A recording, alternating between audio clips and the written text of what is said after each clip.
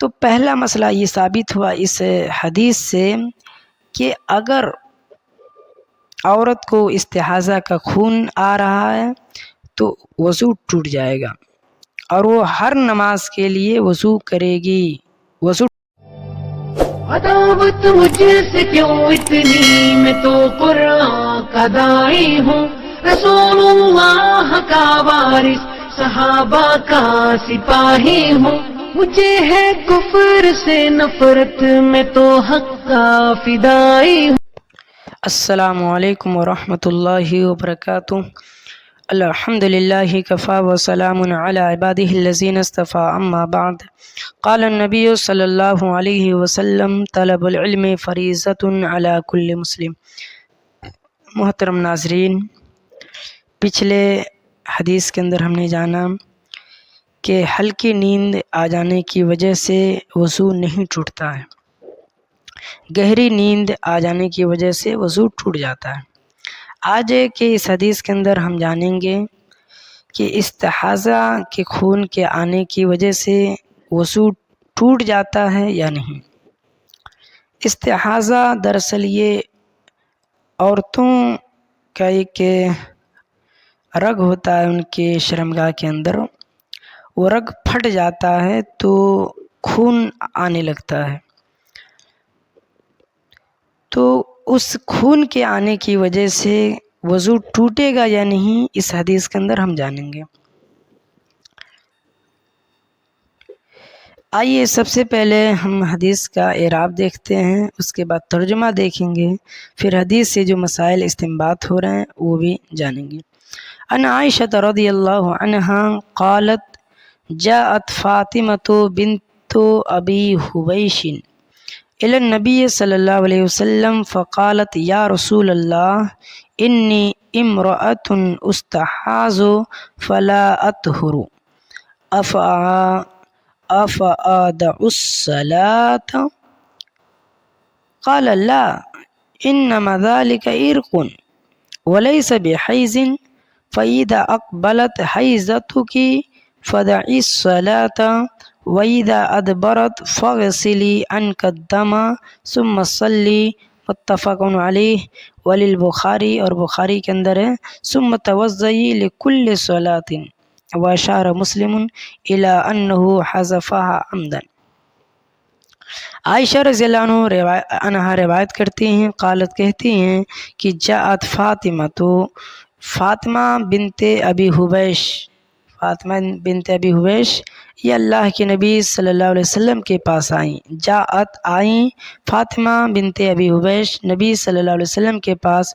فقالت، اور کہیں یا رسول اللہ، اے اللہ کے رسول، انی امرأۃ استحاض. یہاں دو طریقے سے آپ ترجمہ اس کا کر سکتے ہیں کہ بے شک میں ایک ایسی عورت ہوں جو ہمیشہ استحاضہ کے خون میں مبتلا رہتی ہوں. اور دوسرا ترجمہ یہ کر سکتے ہیں آپ کہ بے شک میں ایک عورت ہوں جسے استحاضہ کا خون آتا ہے. فلا اطہر، تو میں پاک نہیں رہ پاتی، کیونکہ ہمیشہ خون آتا رہتا ہے تو میں پاک نہیں رہ پاتی. افأدع الصلاة، کیا میں نماز کو چھوڑ دوں؟ قال، تو آپ نے فرمایا لا، نہیں، انما ذلک عرق، بے شک یہ ایک رگ ہے، رگ ہے. ولیس بحیض، یہ حیض نہیں ہے. فاذا اقبلت، پس جب یہ آئے یعنی حیض کا خون آئے، حیضتو کیا یعنی تمہارے حیض کا خون آئے. فاذا اقبلت، پس جب آئے حیضتو کی تمہارے حیض کا خون، فدعی الصلاۃ، تو نماز کو چھوڑ دو. وَإِذَا أَدْبَرَتْ، اور جب چلا جائے یعنی حیض کا خون ختم ہو جائے، فَغْسِلِي عَنْكِ الدَّمَ، فَغْسِلِي، تو تم دھو لو، عَنْكِ الدَّمِ، اپنے خون کو، ثُمَّ صَلِّ، پھر نماز پڑھو. متفق علیہ، اسے بخاری اور مسلم نے روایت کیا ہے. اور امام بخاری اپنے بخاری کے اندر یہ الفاظ استعمال کرتے ہیں کہ ثُمَّ تَوَضَّئِ لِكُلِّ صَلَاةٍ، کہ پھر تم وضو کرو لکل، ہر نماز کے لیے. اس حدیث کے اندر استحاضہ کے تعلق سے مسئلہ ذکر ہے کہ اگر استحاضہ کا خون آئے تو وضو ٹوٹتا ہے یا نہیں.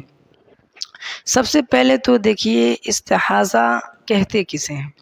استحاضہ یہ عورت کے شرمگاہ میں ایک رگ ہوتا ہے جس کا نام عاضل ہے، وہ رگ پھٹ جاتا ہے جس کی وجہ سے خون آنے لگتا ہے، تو خون کے آنے کی وجہ سے وضو ٹوٹے گا یا نہیں، یہ مسئلہ سب سے زیادہ پیچیدہ ہے۔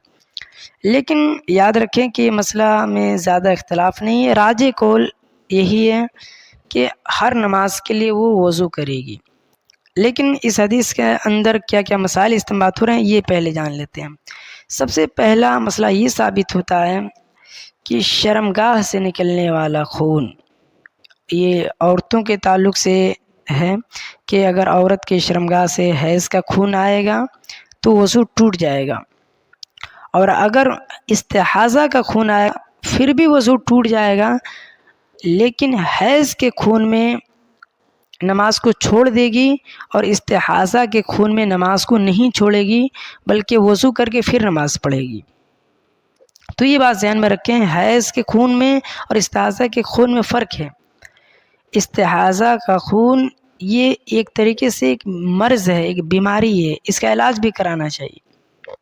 استحاضہ کا خون یہ سرخ ہوتا ہے، لال ہوتا ہے، اور حیض کا خون ہے اس کے رنگ کا، حیض کا خون الگ رنگ کا ہوتا ہے، استحاضہ کا خون لال ہوتا ہے، سرخ ہوتا ہے۔ تو حیض کے خون میں اور استحاضہ کے خون میں فرق ہے۔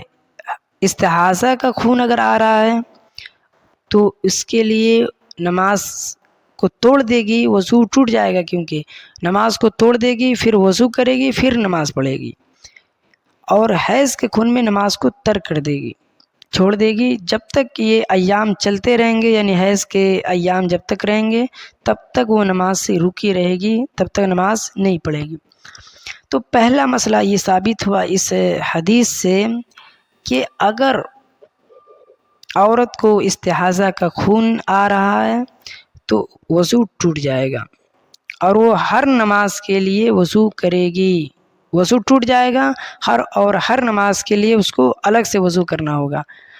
دوسرا مسئلہ یہ ثابت ہوا کہ استحاضہ کا خون یہ عبادت سے نہیں روکتا ہے، یعنی کہ آپ استحاضہ کا خون آ رہا ہے تو یہ نماز کو چھوڑ دینا نہیں ہے بلکہ وضو کر کے نماز پھر پڑھنا ہے، یہ بات ذہن میں رکھیں۔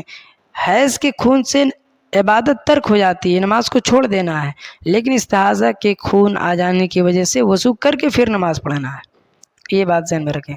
تو دوسرا مسئلہ یہ ثابت ہوتا ہے کہ یہ استحاضہ کے خون کے آنے کی وجہ سے نماز کی رخصت نہیں ہے۔ اور تیسرا مسئلہ یہ ثابت ہوا کہ استحاضہ کے خون کے آنے سے ہر نماز کے لیے وضو کرنا ضروری ہے، بغیر وضو کیے نماز نہیں پڑھنا ہے۔ اور پانچواں مسئلہ یہ ثابت ہوا کہ حیض والی عورت کو نماز سے منع کیا گیا، یہاں پہ فدعی الصلاۃ کا لفظ ہے،